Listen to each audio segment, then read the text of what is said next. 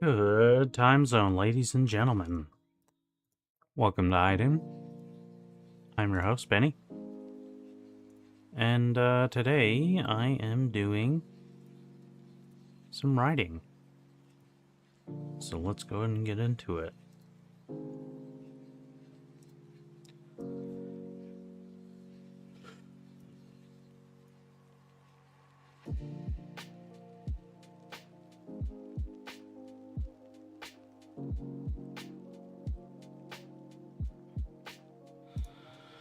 As is tradition, I'm gonna do some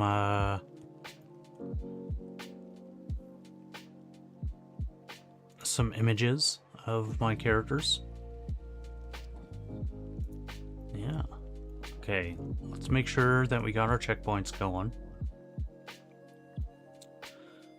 We got Juggernaut. Good. And this is also Juggernaut. Good.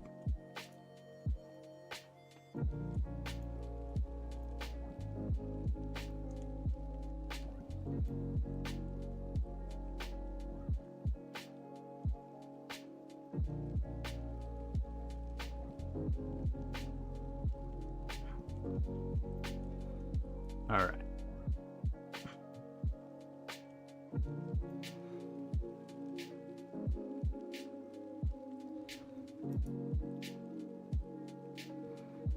Let's do it.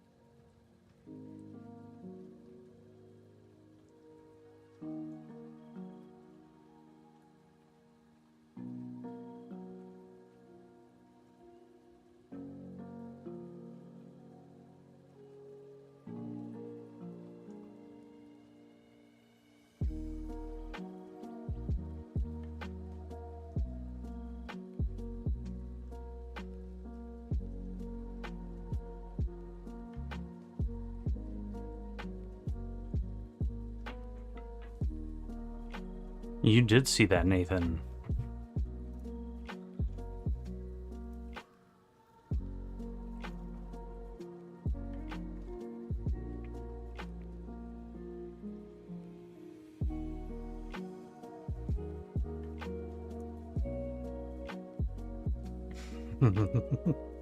Hey there, Nathan. How are you doing?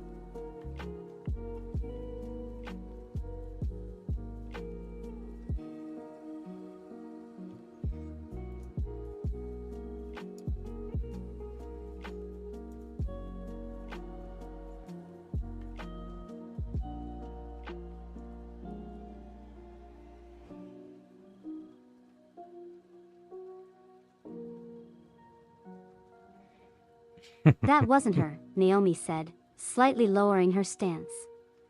It was part of my abort script. Sorry if it hurt. It's alright, I'm not really sure it did hurt, it was just jarring is all. Trey gave a timid smile. I get it though, you weren't really expecting that. To be honest, neither was I, she said, but as she looked at Naomi, her smile faded immediately. Trey froze for a moment, as if she were seeing a ghost, then looked at the floor and continued pacing. I don't imagine you can give me a copy of that script, she said with a solemn chortle. You're still seeing her? Naomi asked, though she didn't need an answer. It's fairly simple, really. It just cuts all electronic processes and forces pass-through. We could get in, Eden said, whispering it directly into Naomi's ear. She stood next to her, clinging to her side in a deep violation of her personal space. Eden continued. If we wanted to. Yes, Trey said in response to Naomi. I can't seem to shake her off. I don't think I can, really, short of removing my BSI entirely. There was a question asked without a word said. Trey answered, I'm not sure I'm ready to go that far. Not yet. Tell me a little about her. Naomi said, finally returning to reasonable ease. The only threat in the area was non-physical, so she relaxed enough to take a seat. Trey sat down across the table from her. Her name is Eden. Trey watched as the digital ghost sat on the table in front of Naomi. We met in university, she is. She was headstrong and mischievous.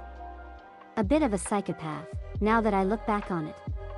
The vessel favorably recalls our physical bodies copulating and micturating in the Chancellor's personal transport, Eden said.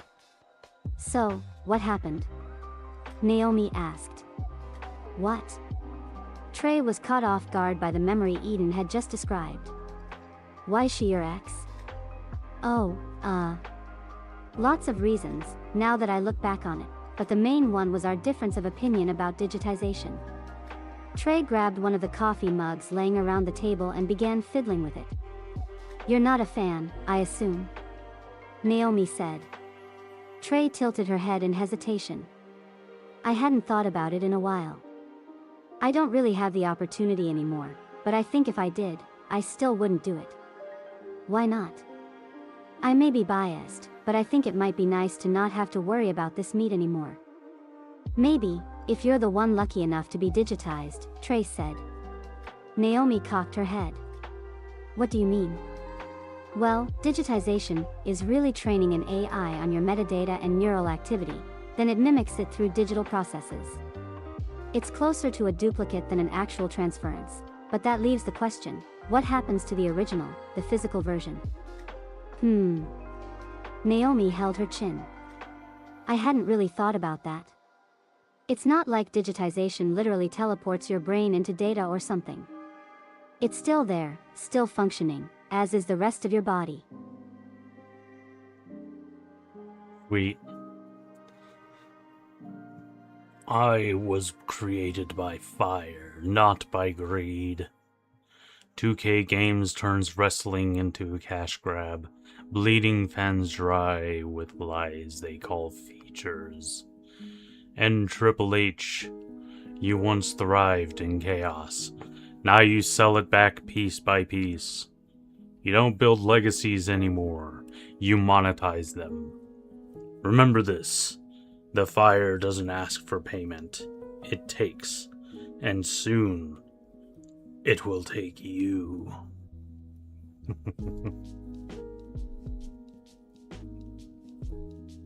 I don't really know what cane sounds like. I would have,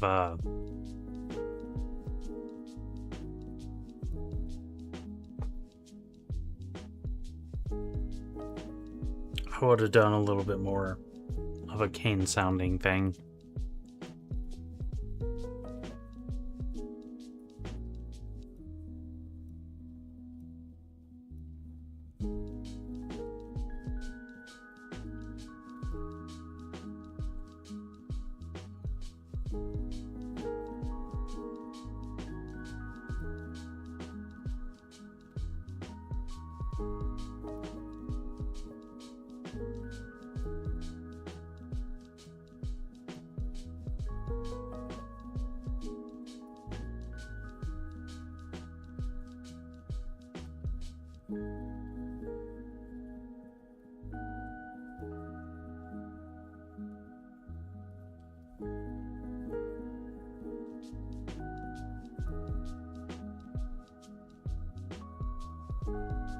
Interesting.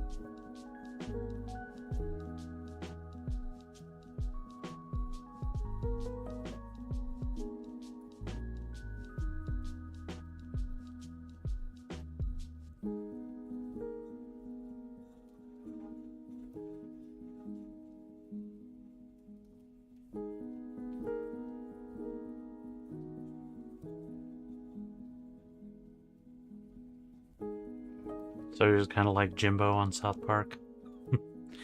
He's coming right for us.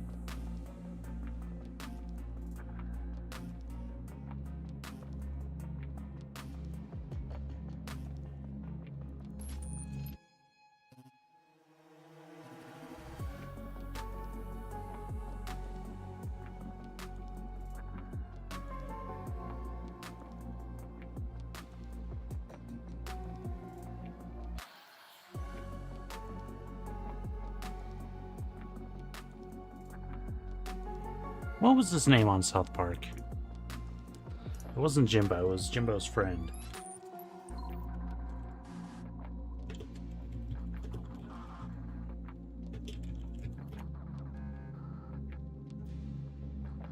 Ned Gerblansky.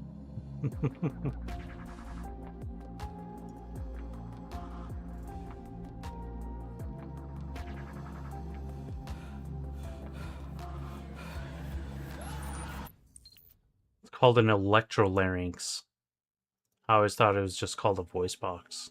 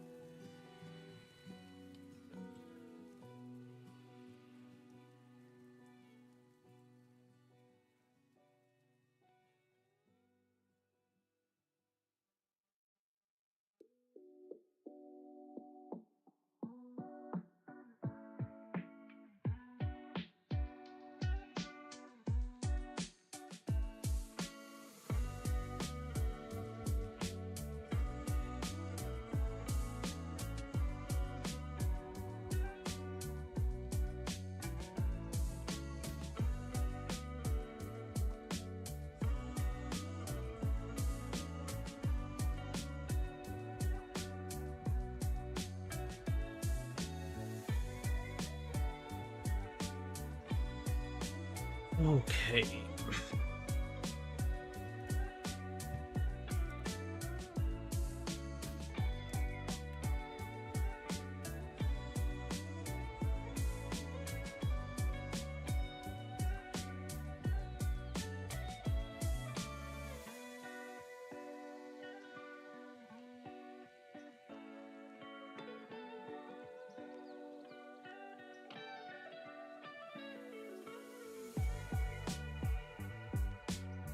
What's going on, Nathan? Work is alright.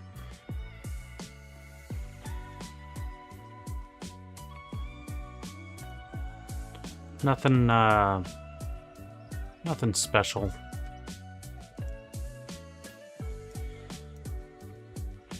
Though last night, I did have to, kick a girl out of, the parking garage. She couldn't have been any more than like 15 years old. So that was really kind of lame.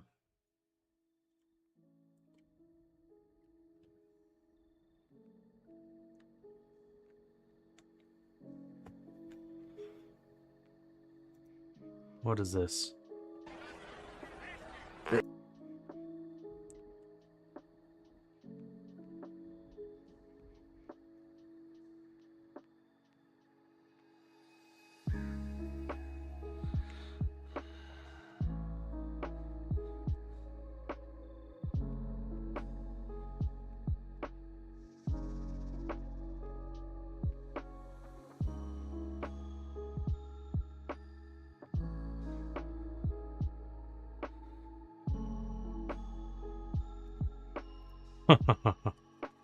That's pretty cool, man.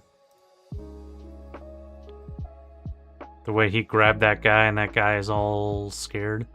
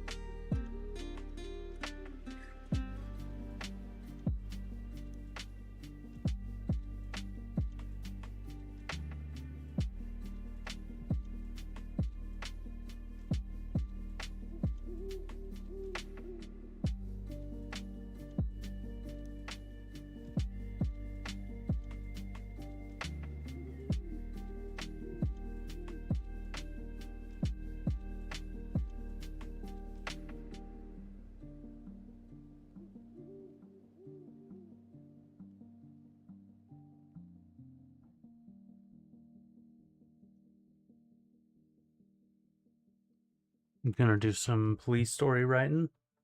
Nice, nice.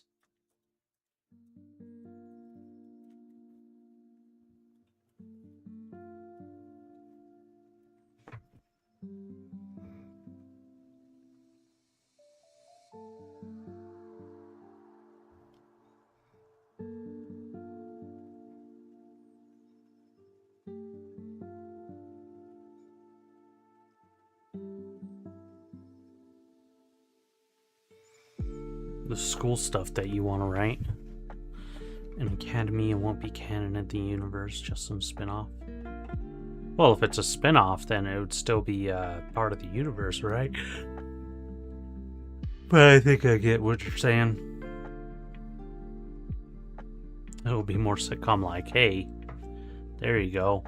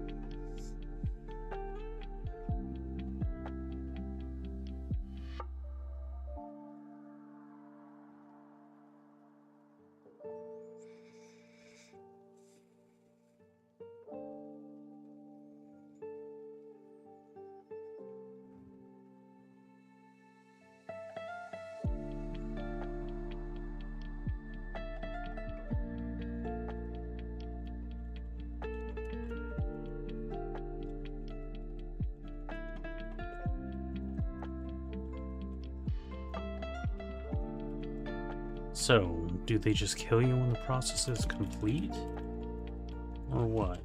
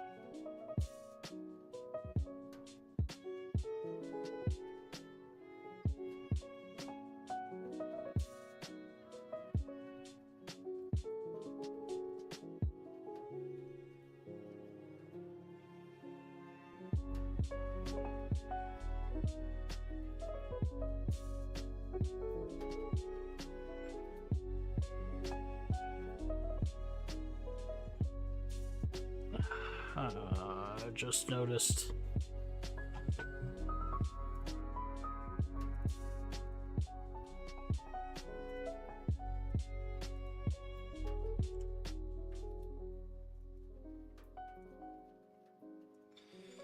Dun, dun, dun, dun. Dun, dun, dun, dun. Dun, dun, dun, dun, doodaloo.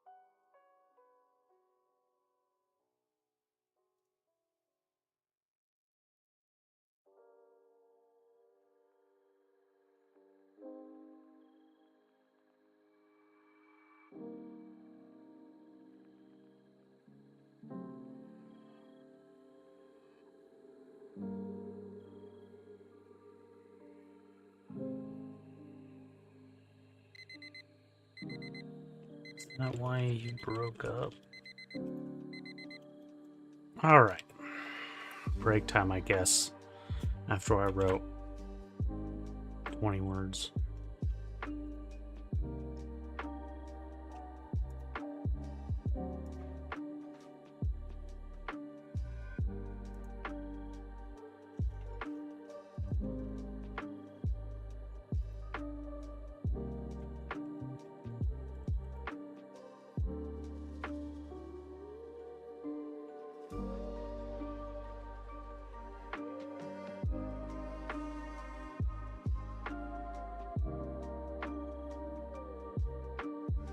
Oh, start the timer.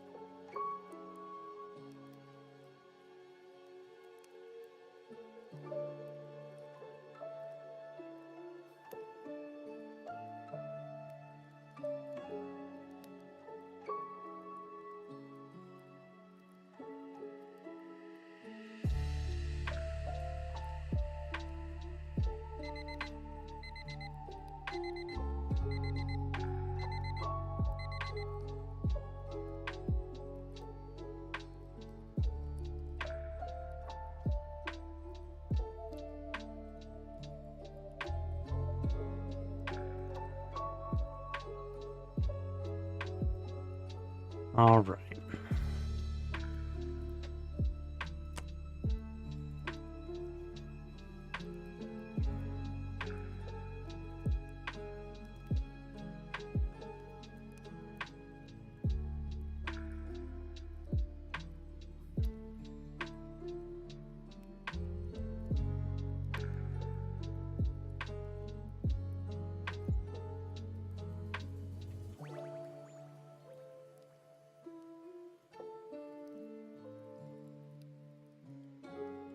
Because she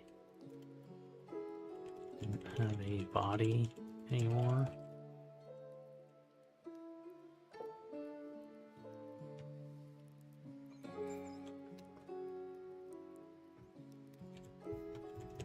Make it sound like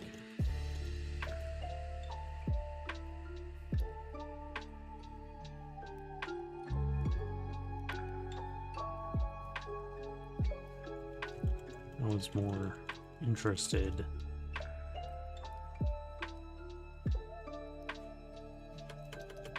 Well, that sounds like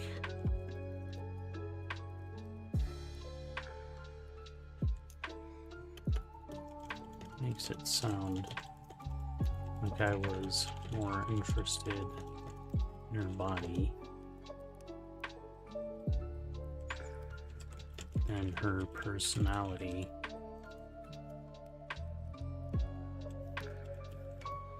Trey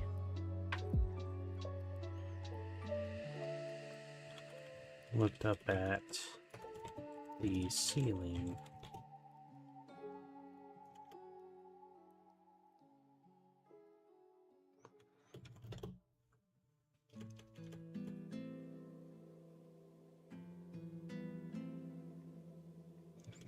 In a moment of contemplation.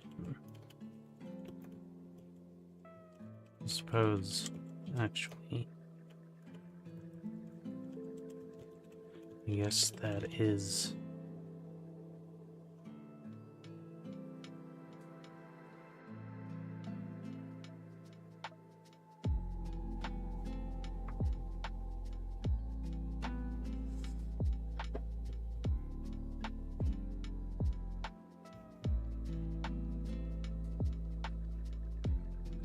accurate in a way.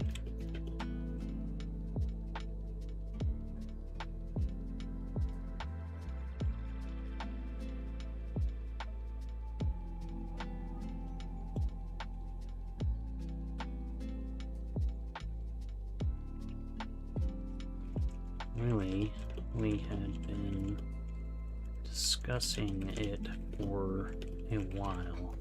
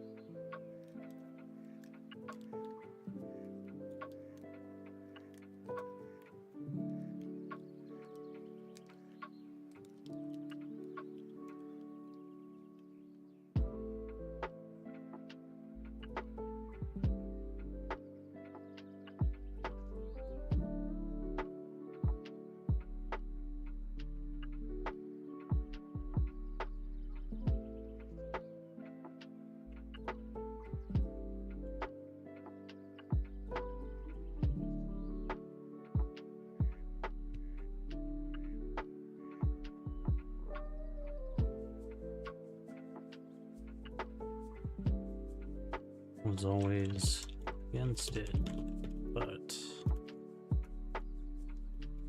and was very vocal about it.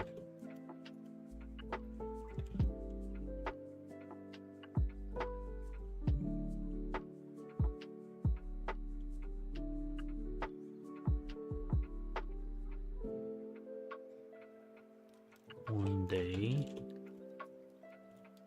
she came to me.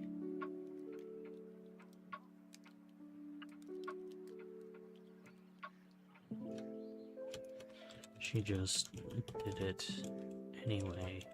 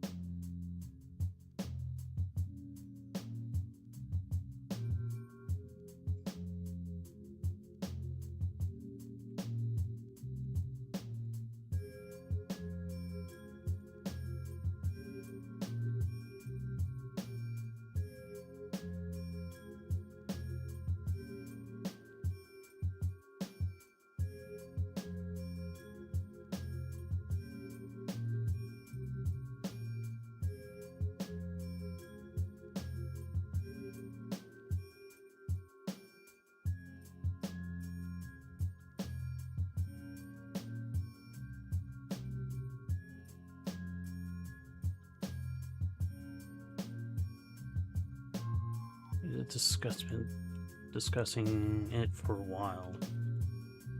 She wanted to do it together, but I've always been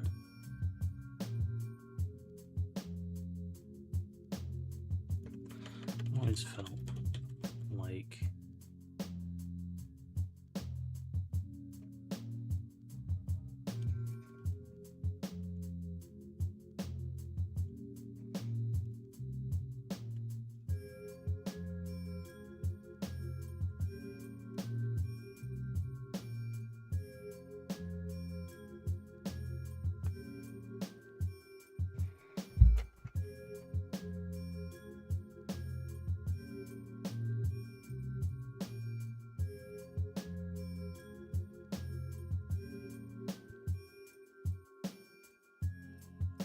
mind that can't fundamentally change a person.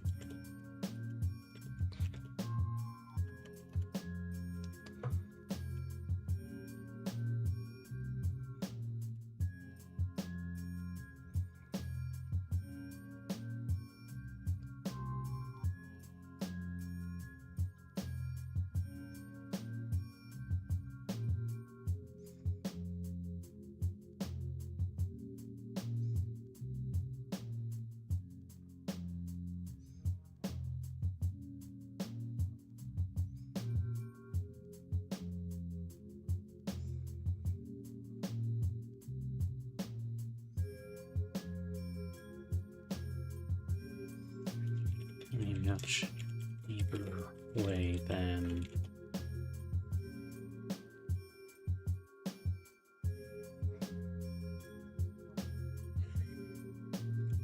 cybernetics really could. I was always against it. I was very vocal about it. But one day she just did it anyway.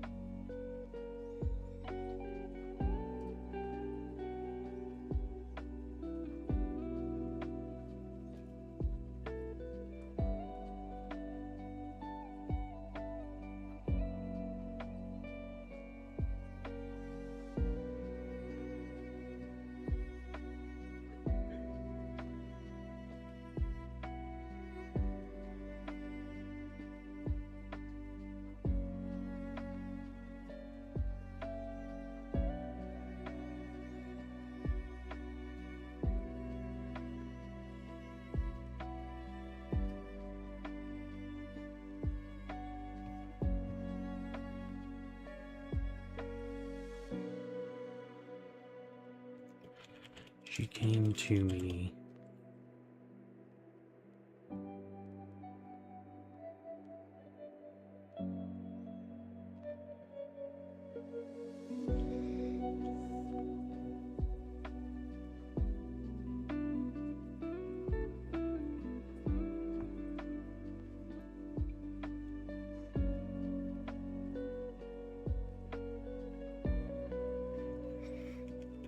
As a digital, and her digital representation.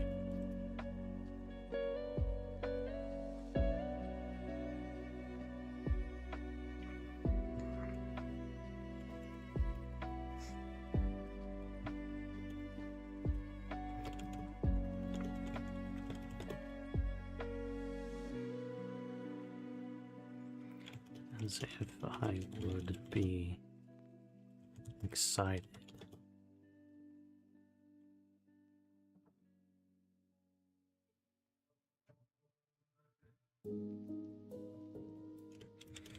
Like she wanted me to congratulate her on the transformation.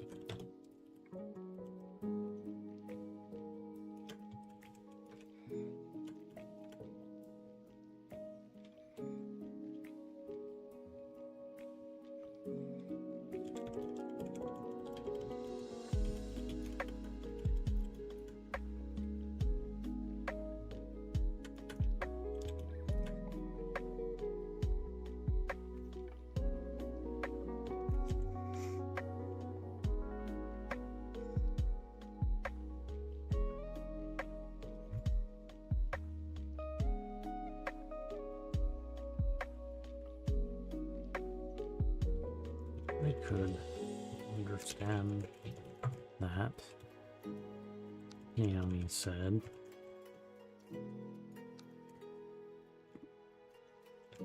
It is quite a big thing.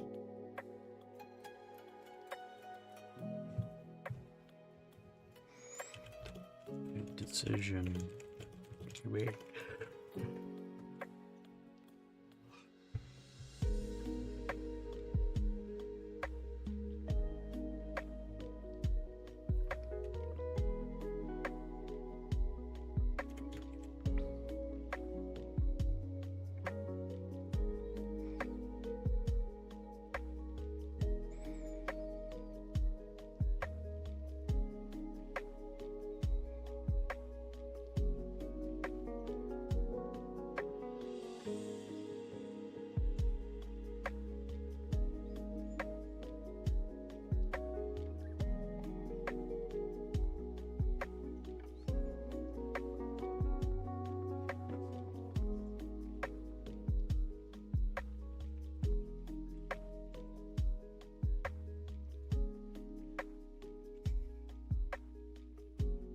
Yeah, I'm well aware. It was a big decision to make.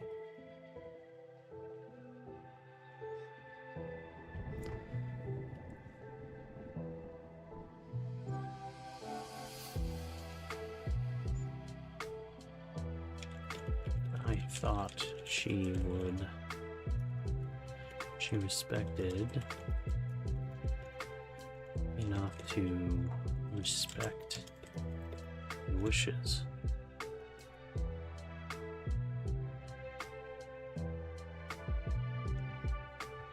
She respected me enough to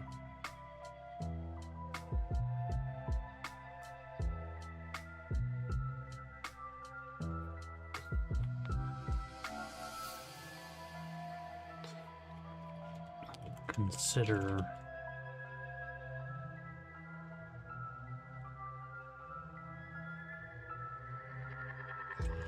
my feelings on the matter.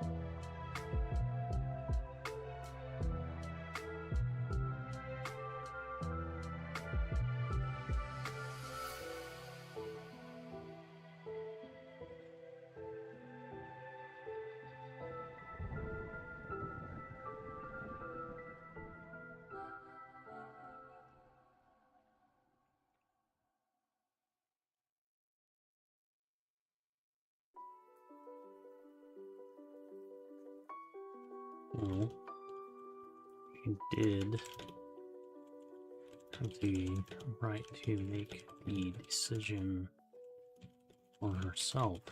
Yes.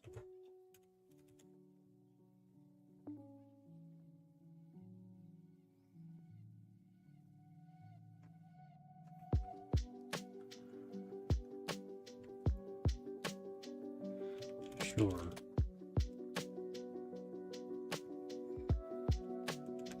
But she didn't have the right to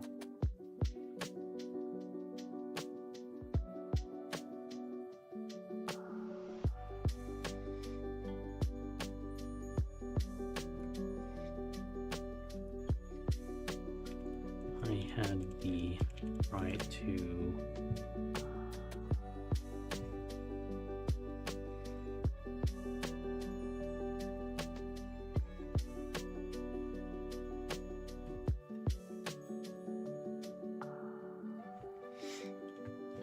make the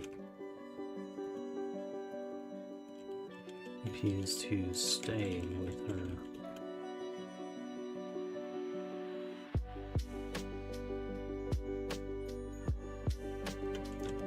And join her.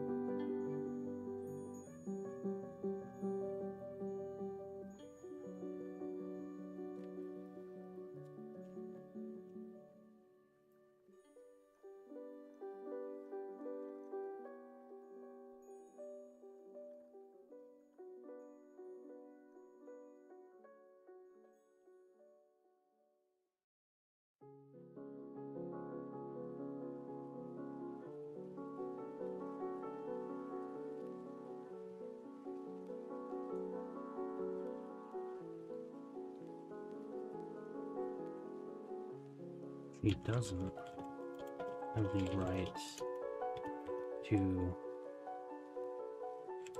invade my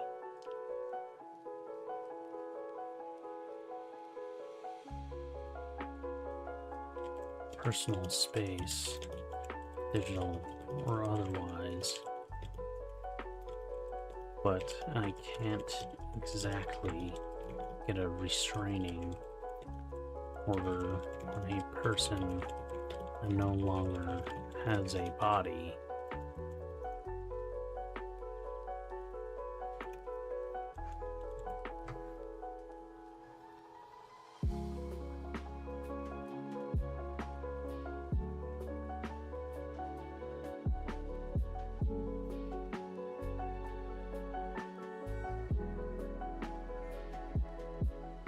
Tried blocking her,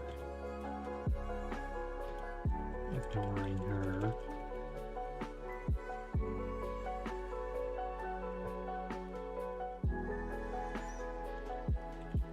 Blocking her, but that doesn't work against somebody.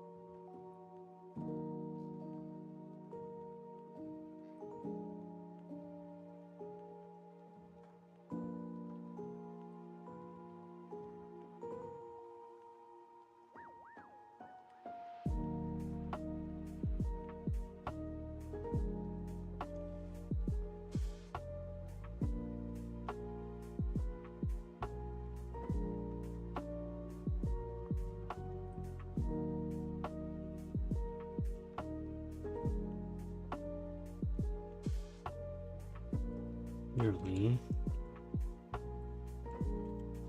that doesn't work against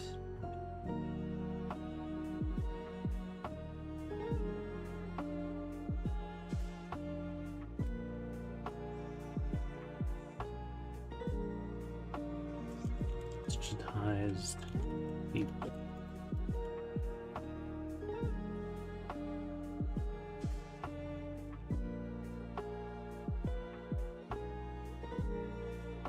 Hey there, Y. Welcome in. How are you doing today?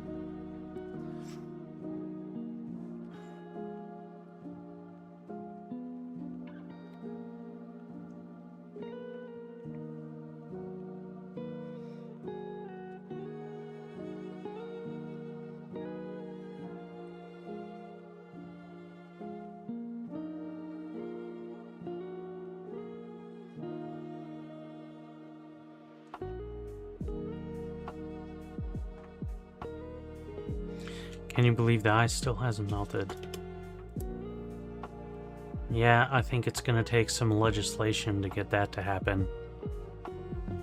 Unless you're talking about literal ice. Yeah, even in my desert area, there are still some places where there's like ice on the roads and stuff. Mainly in the like shadows of buildings. Places where the sun doesn't really ever shine.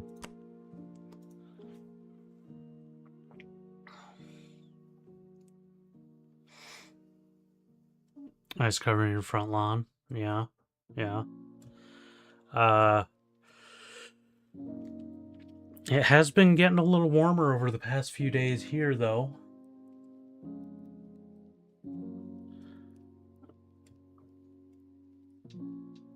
So hopefully the ice doesn't last very much longer.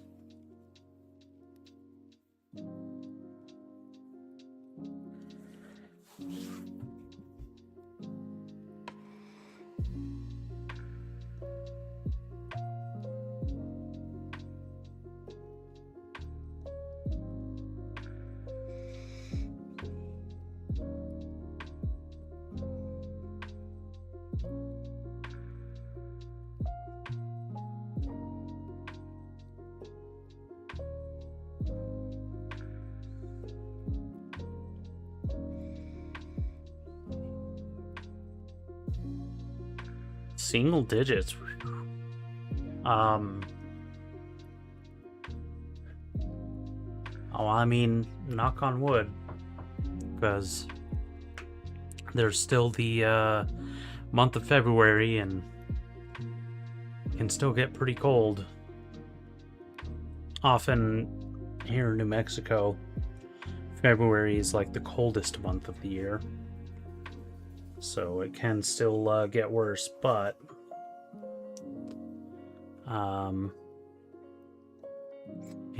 it hasn't gotten to single digits yet. Again, knock on wood.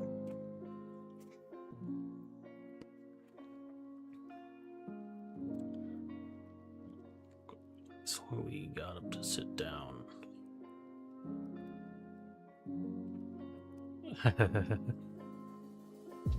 The groundhog did see its shadow. I saw that.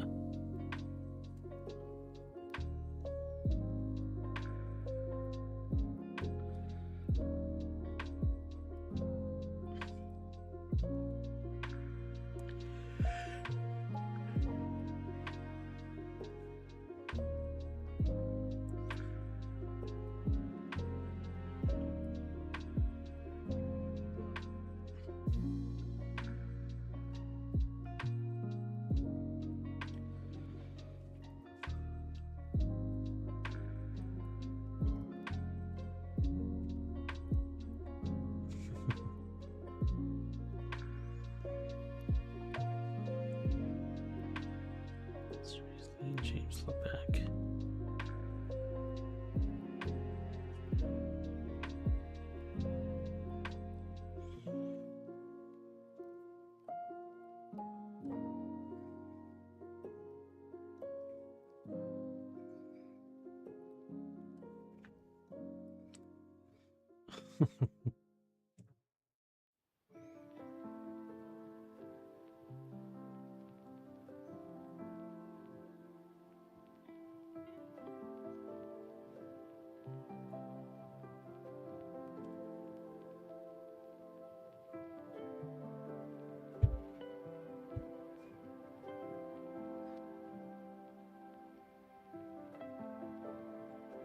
Hey, have a good night, Nathan. I'll try and be on tomorrow. Hopefully I can get enough sleep and be well rested for tomorrow. But you never know, bud. You never know.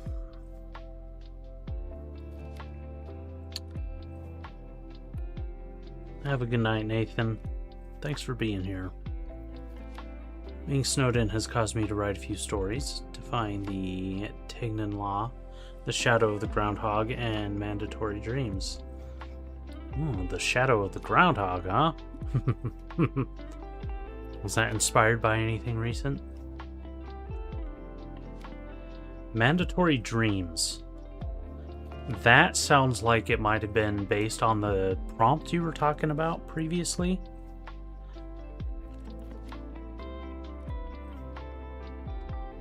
Quite an interesting concept.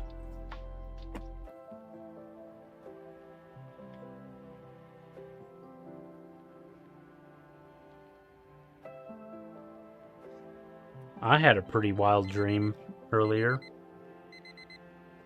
It evolved into stream on Substack with audio. Nice, nice, nice. I had a dream where me and, a lot of society rose up against like an alien sci-fi totalitarian like government. And it was pretty nice. So, even my unconscious mind wants to throw hands. It was pretty cool. It was pretty cool. Don't really have very many dreams like that.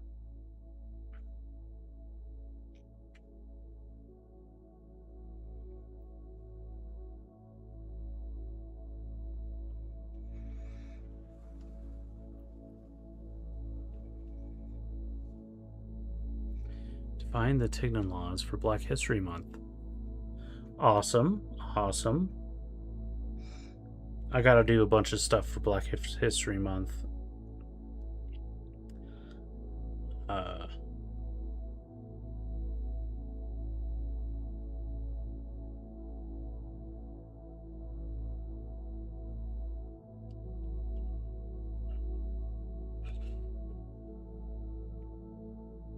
Is the Tignan law like a real thing?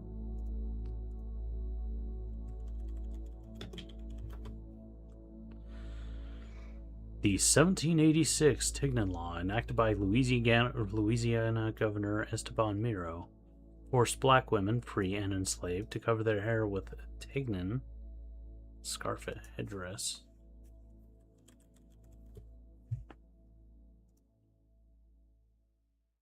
I see. Okay. Aimed at controlling the perceived extravagance and increasing social status of free women of color.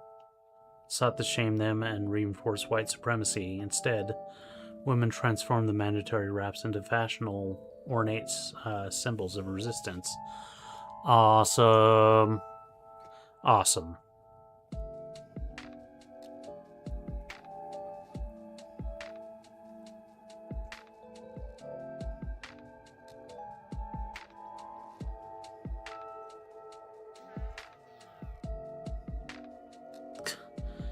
How can you...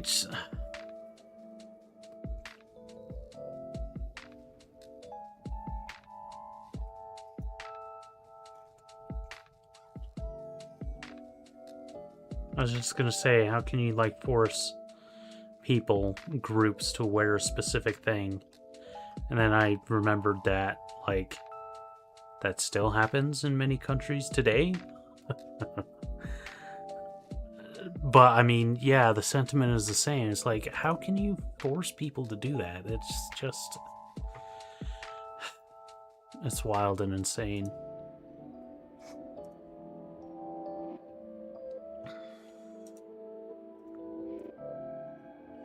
Now, as you're defining the Tignan Law story,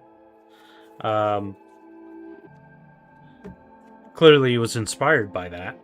But, like, does it actually take place, during the Reconstruction? Or, is it more like a fantasy or sci-fi thing that's, inspired by the law?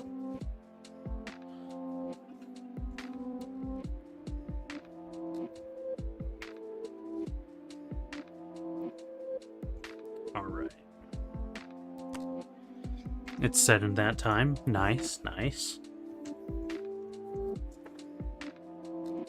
Sometimes I consider doing historical fiction, but I don't know. I feel like that just requires a little bit too much research that I'm not willing to do.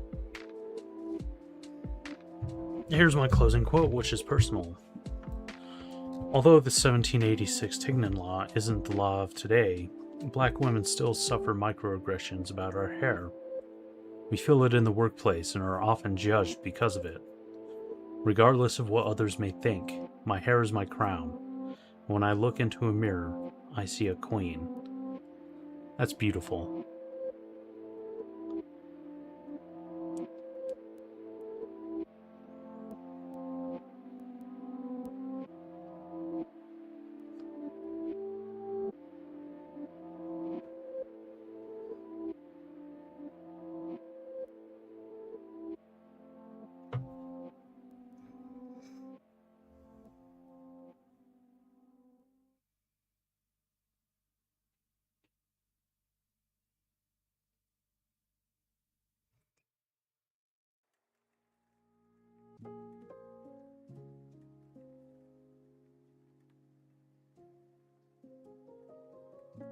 Wait, 1786?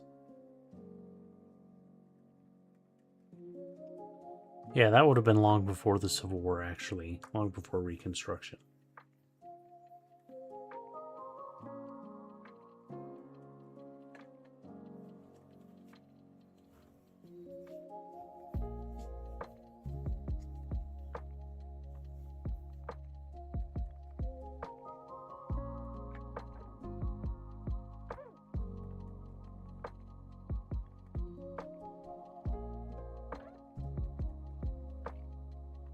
You have dreadlocks to your knees. Wow. That's pretty awesome.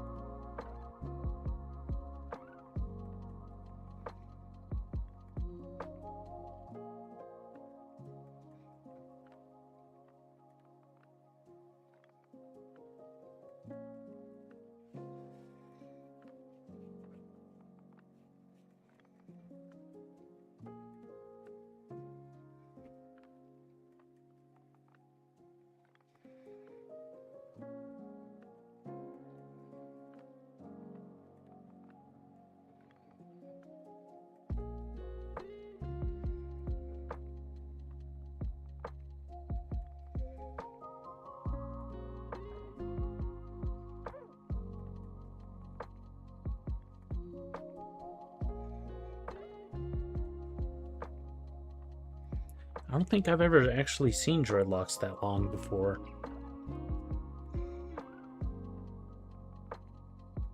There was a girl that I had a crush on in high school that had dreadlocks.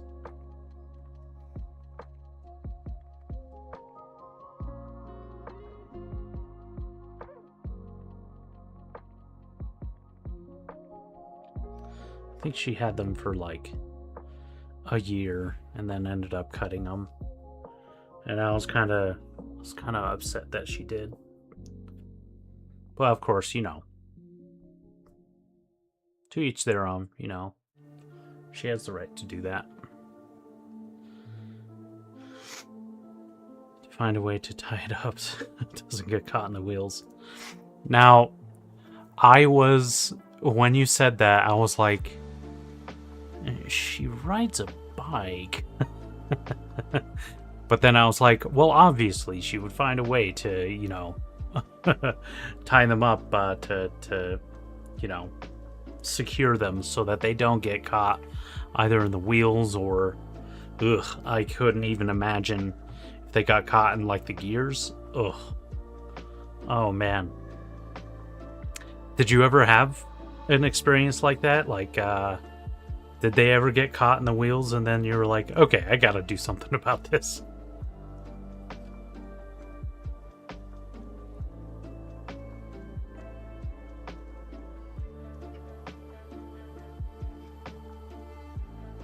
Cool. Nice. I mean, that makes a lot of sense.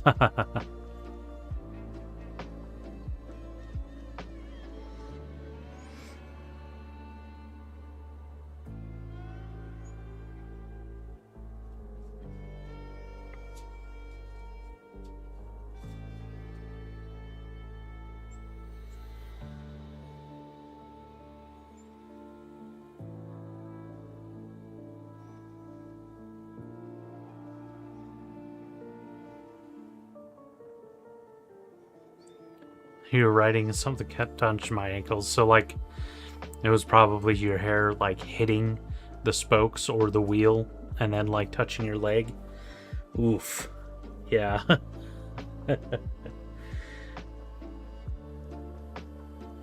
Well, I'm glad you didn't have to go through that experience.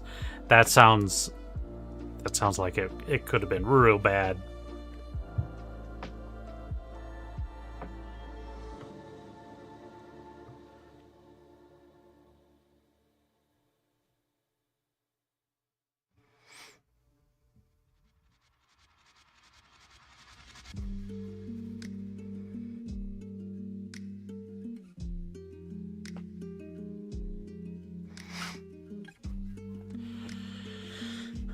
Okay, but clearly that doesn't work against digitized people.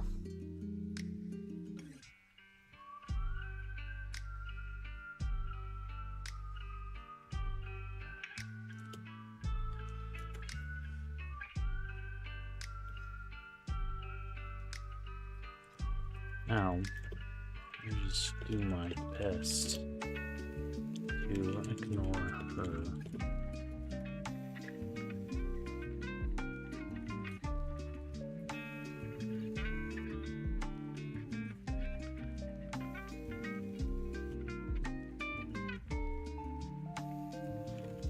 Trey looked over at Eden, who was listening with a blank expression.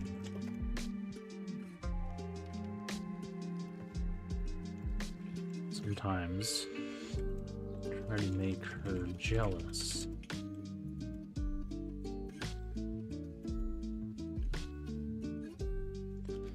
And sometimes that works.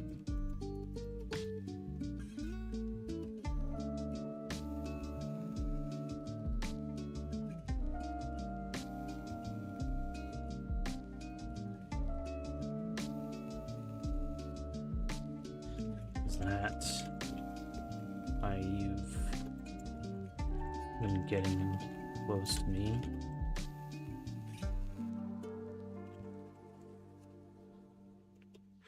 Naomi asked.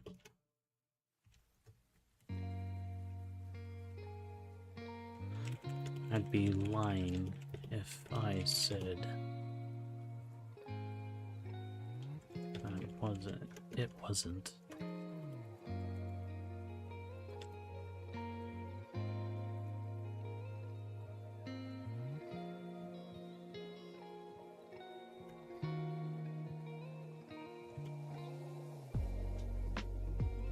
At least in part. She had seemed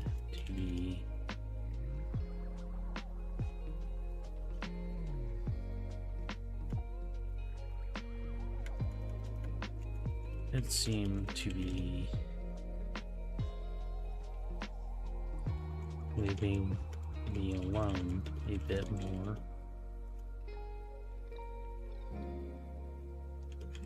Since we started bunking together.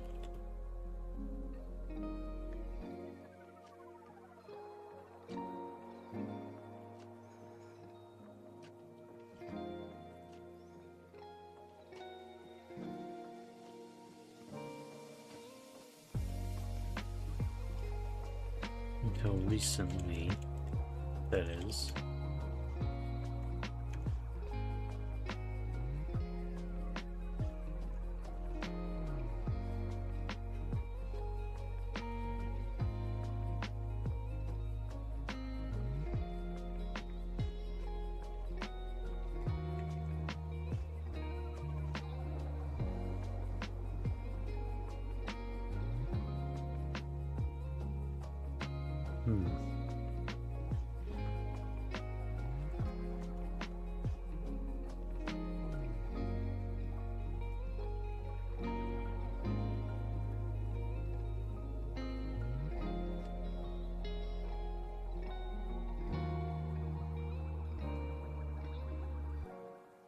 My God.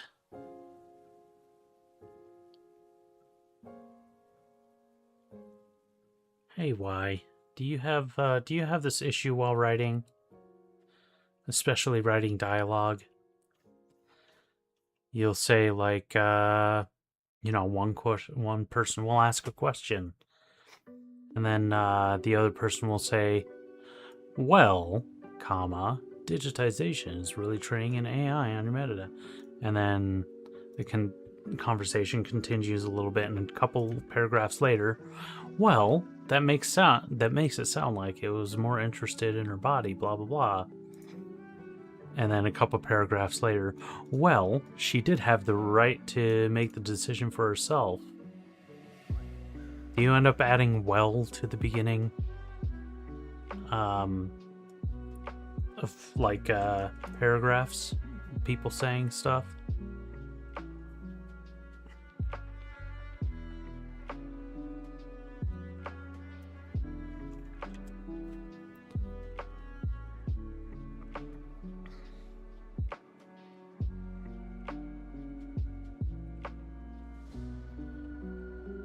Let's see how many times I did it. this section.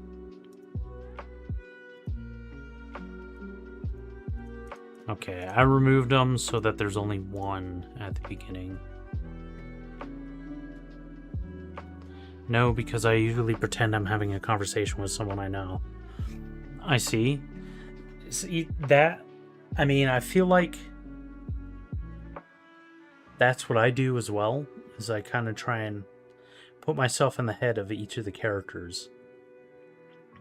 And I often kind of try and speak the way I think, maybe even unconsciously, I just have them speak the way that I speak to people.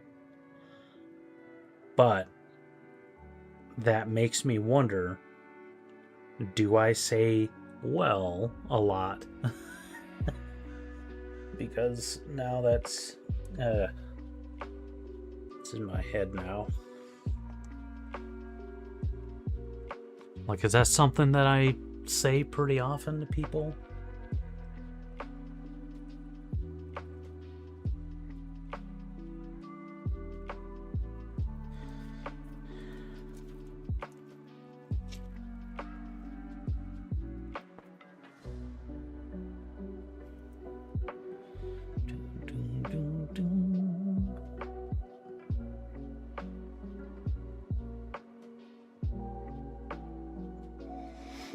Do you ever notice anything other than that? Like, if not well, then maybe other things that you find you keep, however, a lot in real speech. Okay. I do use however a decent amount, but I don't think it's to an extensive degree. But do you find that even though, like, you realize that you say hello, however, a lot in real speech, do you find that you also put that in dialogue with your characters a lot?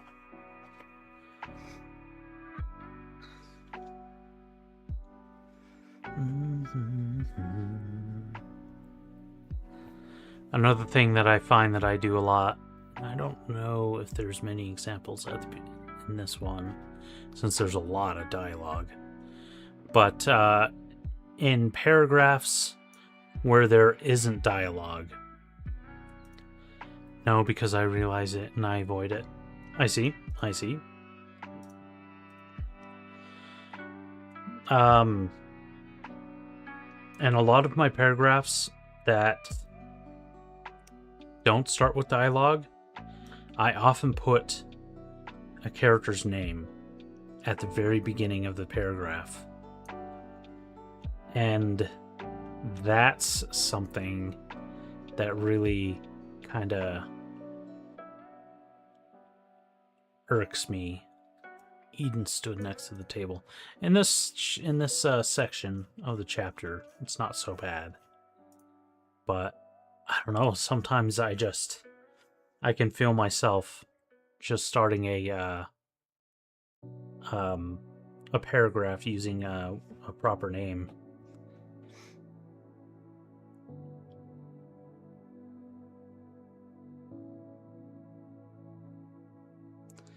Even if I put their mood and stuff, like, or what they're thinking, I would often default to, like, Trey was thinking this, or Trey felt like she blah blah blah blah, or Naomi felt, Naomi smelled a distinct aroma in the air, or something like that.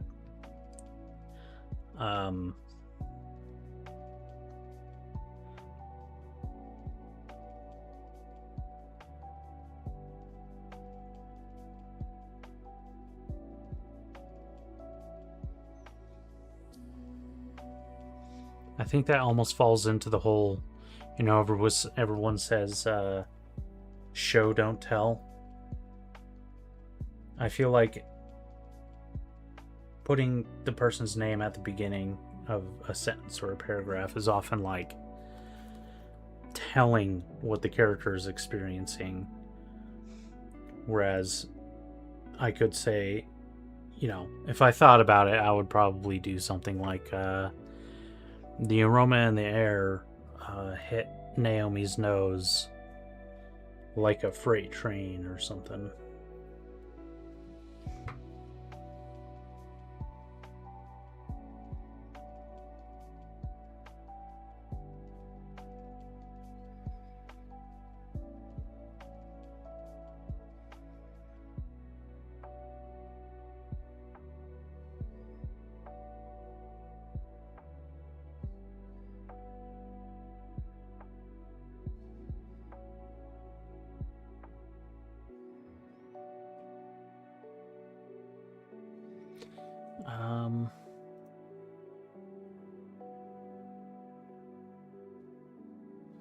Disgruntled and hurt, Trey stood frozen in place. I see. Yeah, I do. I mean, like, when I do notice it, I do try and fix it. But I guess also what I'm asking is, like, is it a bad thing to be putting their names at the beginning of paragraphs and stuff? Like, I think it's a bad thing, but I just wonder if anybody else ever even notices. If it's something that I really should worry about.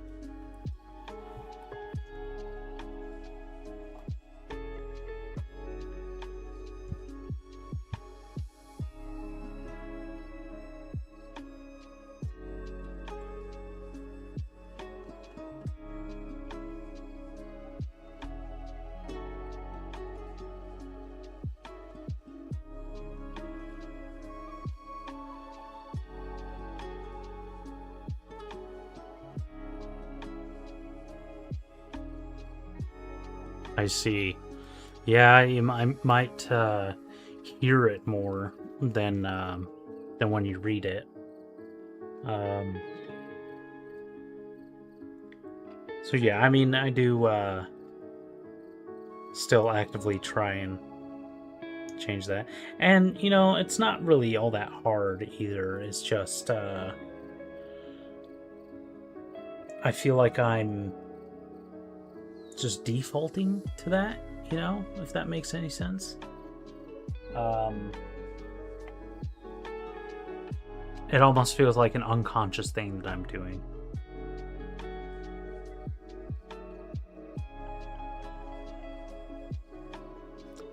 Alright, I'm gonna skip this little next break area and go right into the next 25.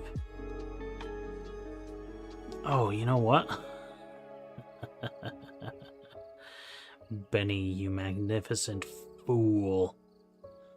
Haven't seen Bungo Cat in a while.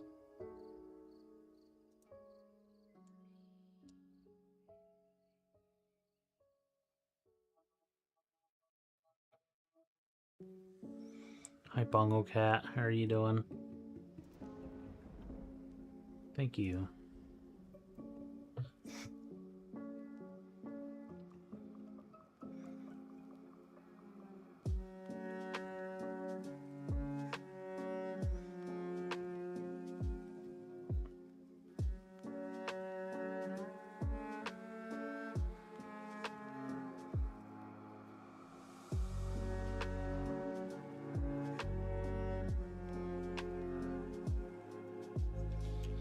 Okay, so at this point, for example, I want to write Naomi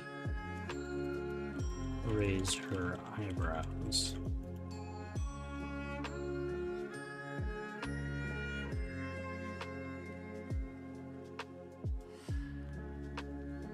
I think writing to create audio dramas has improved my writing. Interesting. I should give that a shot.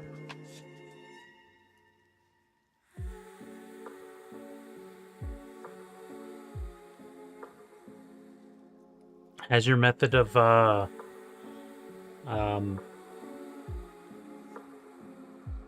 adding voice to the audios changed at all since the last time I think we discussed it, you were the one that showed me the Microsoft Edge text-to-speech reader.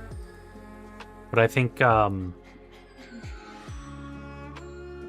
you been using 11 Labs? I've been seeing a lot of ads for them. I think maybe you told me about those, no?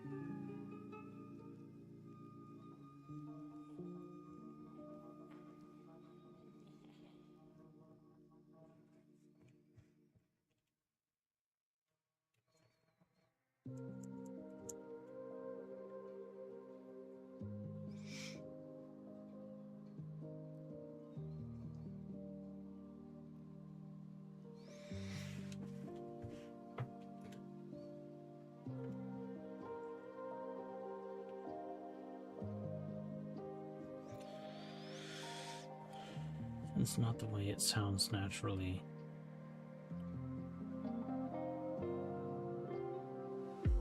I agree. There's a slight disconnect between spoken language and written language, you know?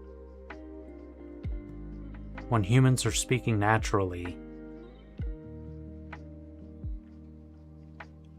we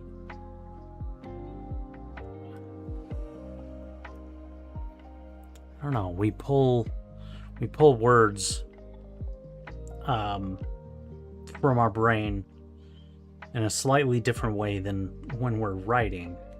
Because when we're writing, we're more concerned about the technical use of the words, whereas when we're speaking, I think we're more concerned about just making sure that we're expressing our ideas well enough to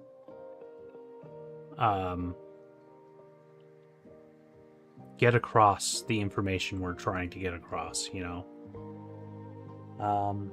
Like if I were to write what I was just saying, it would have come out very differently than what I'm actually saying, you know?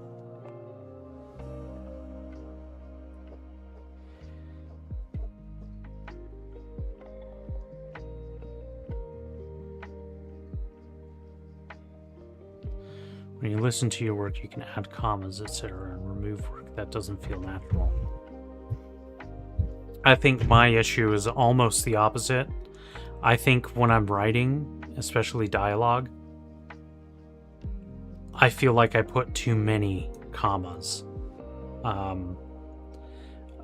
When I'm writing the dialogue, I do hear the dialogue in my head as I am writing it, and it just feels like to me, every time that I pause, I should be adding a comma. But I think one of my previous what do you call it? Not necessarily an ARC reader, but somebody who was doing some free editing basically pointed that out. It's like, you're using a few too many commas.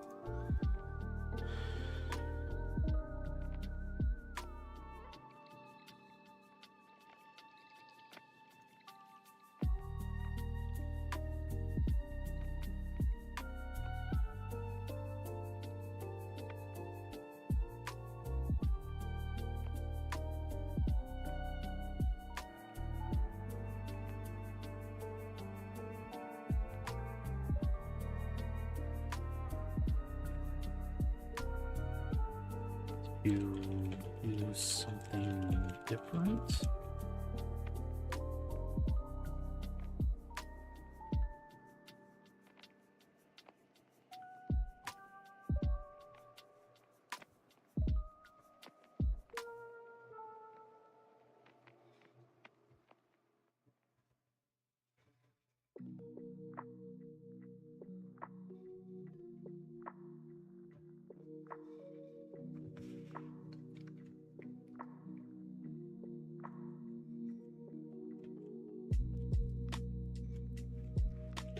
You get her attention again. I don't think it was me. Think your music has improved? Nice, nice. That typically happens when you do it a lot.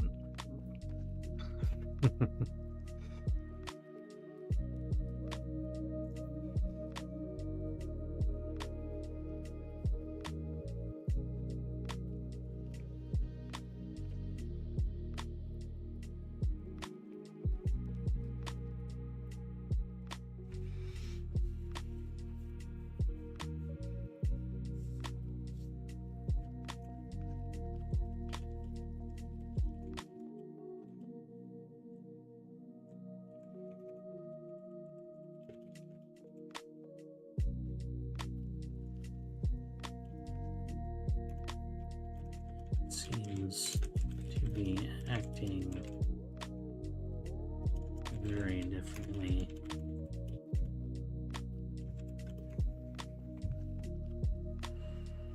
Especially in the way you use it in your stories, I see. Like, can you explain in what way? Or is it like one of those things where you can kind of feel that you're doing it differently, but you can't necessarily explain how or why? I find that happens sometimes. She seems to be acting very differently. If there was anything I said, I did.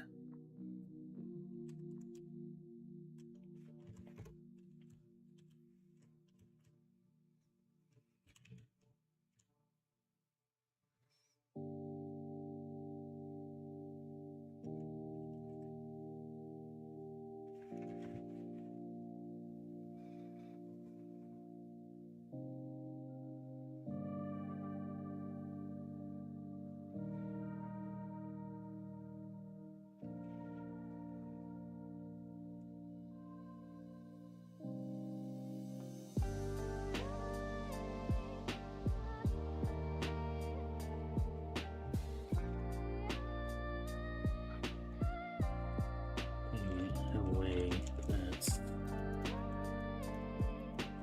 broken and disjointed.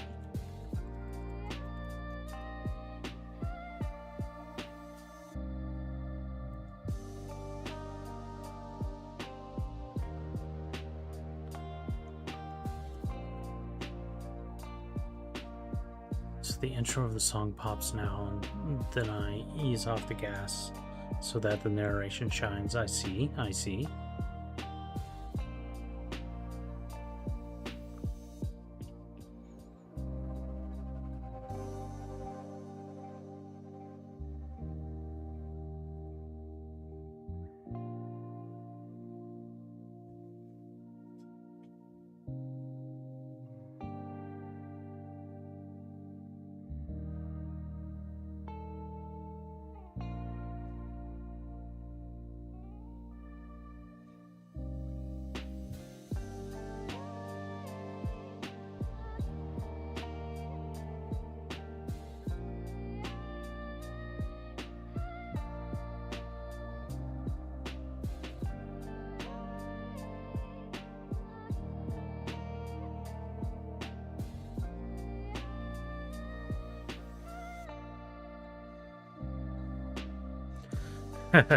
After creating over 100 tracks, you have more to pick from. That's always nice, isn't it? Like, at the beginning when you're starting to do something, it's kind of hard to, you know, grab all the stuff that you want to add into it, but after you've been doing it for a while, it's much easier. You have a built up collection of stuff you can use.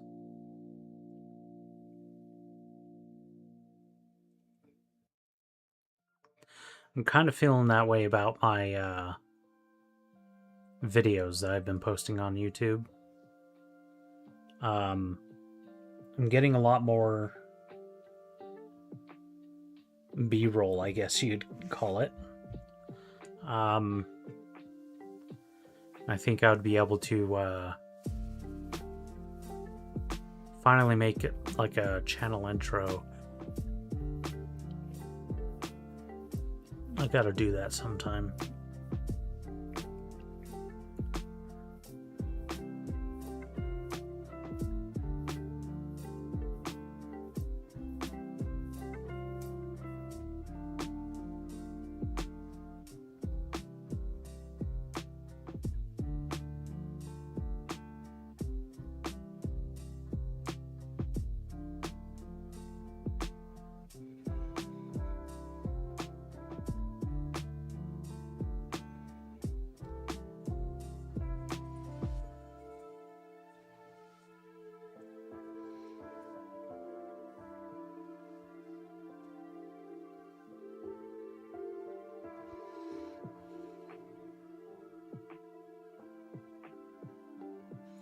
Bring your character arcs from Substack to your stream. Nice. How, in what way would you do that? Like, you play them during your stream? Or, are you going to start writing them on stream?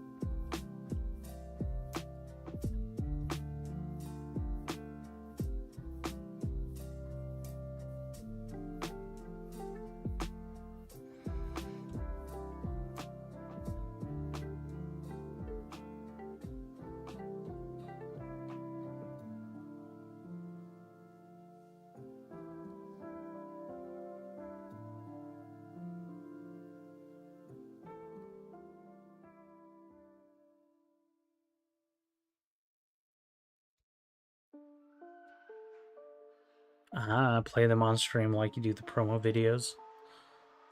Sweet, sweet.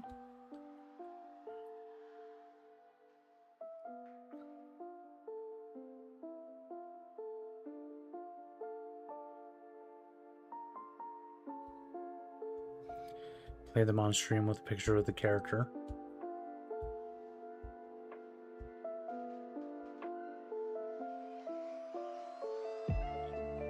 How do you, do you mind if I ask, how do you make your character pictures?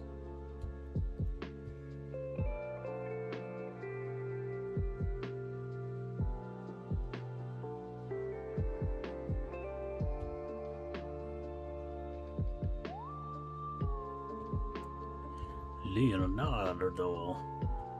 Sweet. Has that been getting better and better over time?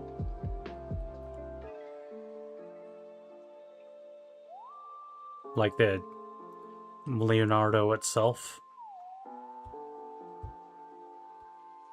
If not your techniques?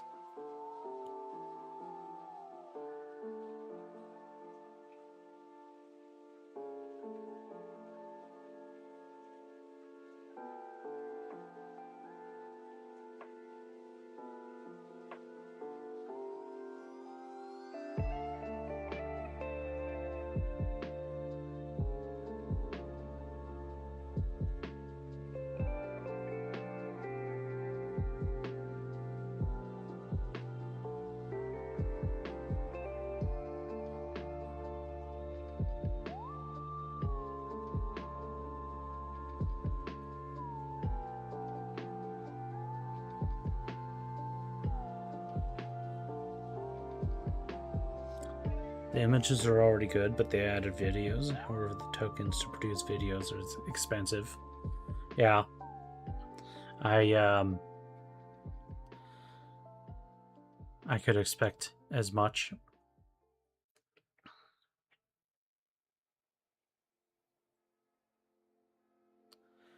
the very first AI images that I started making, I used... Oh man. What did I use?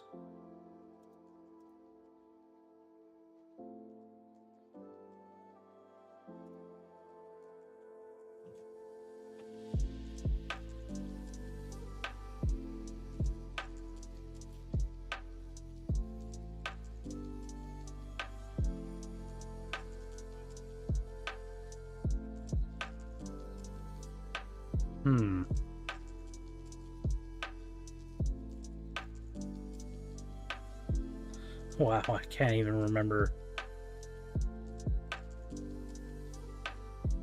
But I used one of the online Midjourney. I think I used Midjourney at first. And it made a few images that were okay. I was basically just making like landscapes and images, basically trying to make like images of an alien invasion. And they were very abstract and very small, not very detailed.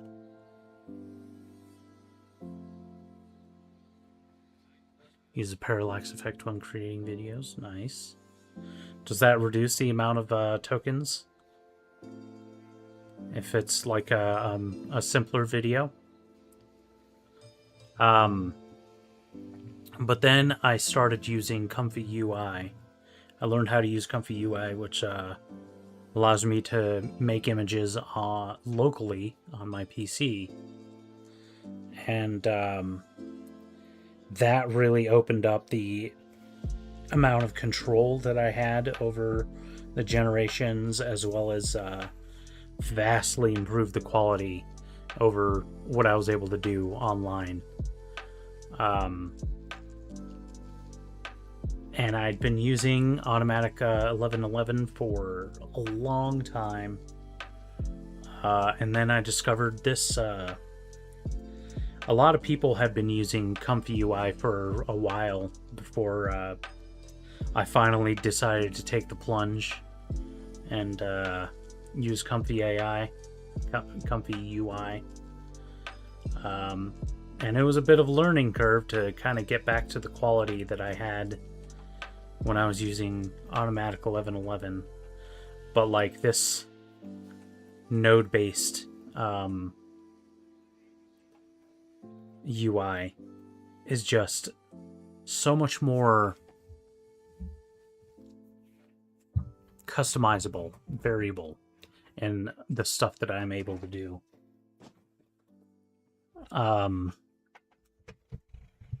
It's really nice.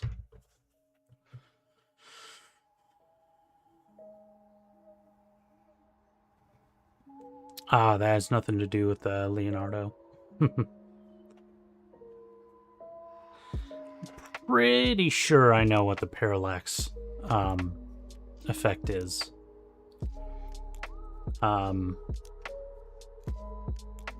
It's basically like whatever in the foreground is moving almost opposite to what's moving in the background, which gives it a lot more depth.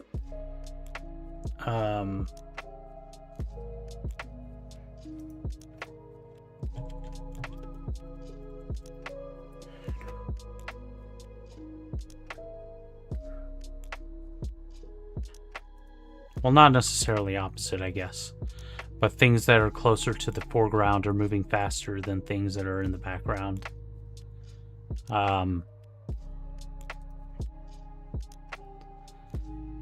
Like a lot of classic video games, like 2D video games used, like Sonic and stuff. Yeah. Parallax is good.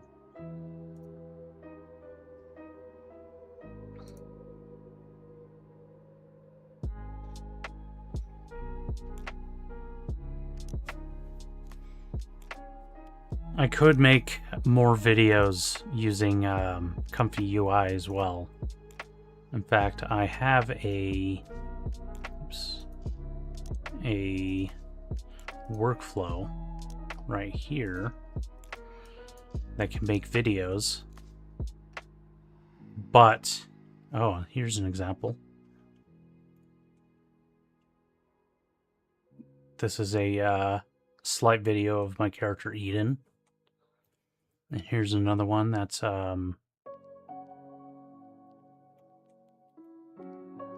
these ones take a lot less time to generate. In fact, dun, dun, dun, dun, doo, doo, doo, doo. I think I'll go ahead and generate one of these videos. It's probably going to cause me to drop all kinds of frames, but I'm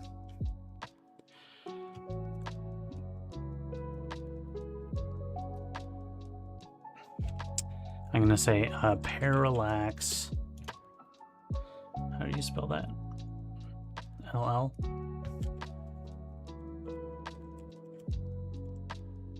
Video of character Hopeless Eden wearing a off-shoulder dress with an expression.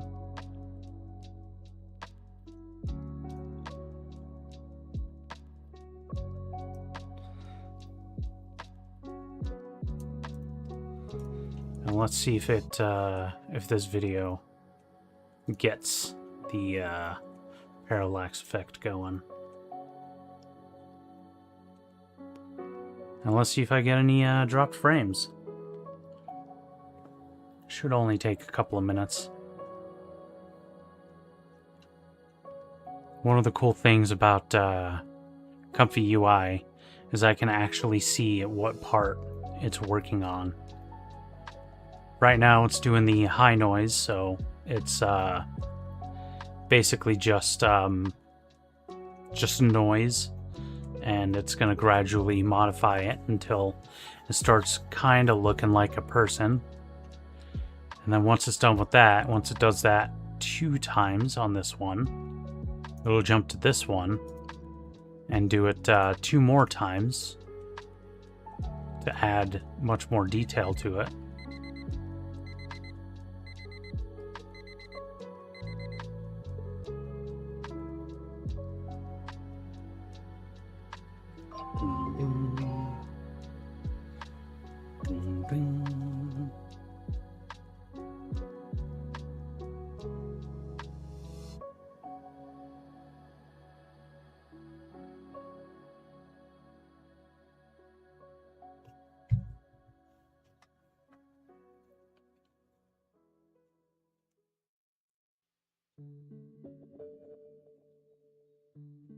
I wonder, it could be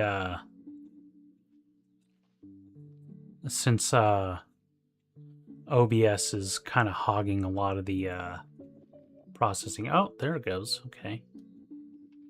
It might be causing it to slow down a bit.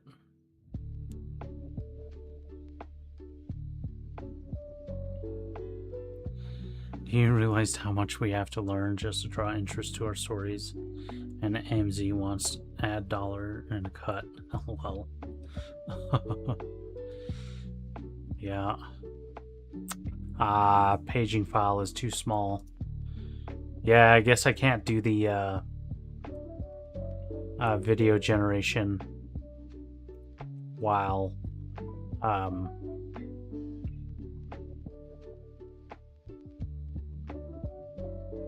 streaming.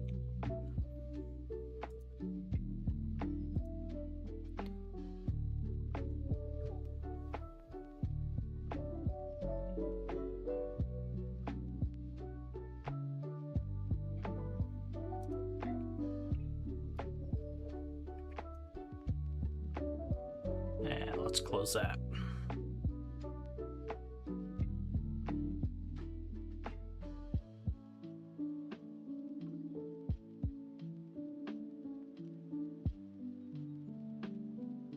There we go.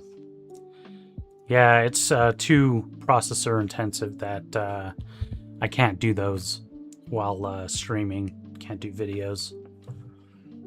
That's fine.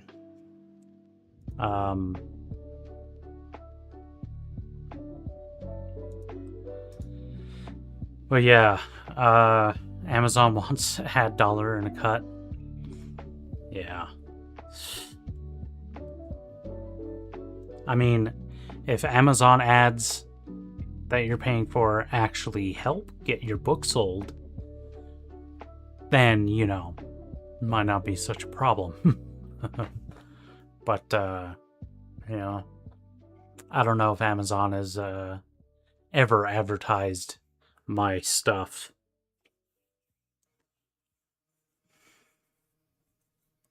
I have maybe a handful of sales on any of my books.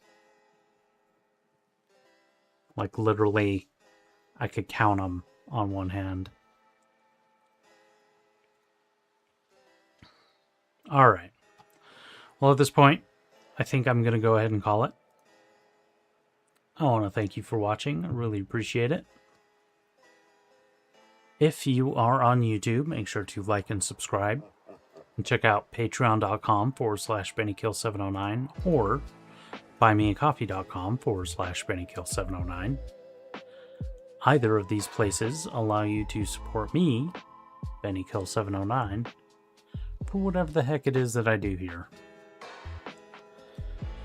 Thank you again for watching, and I will catch you next time.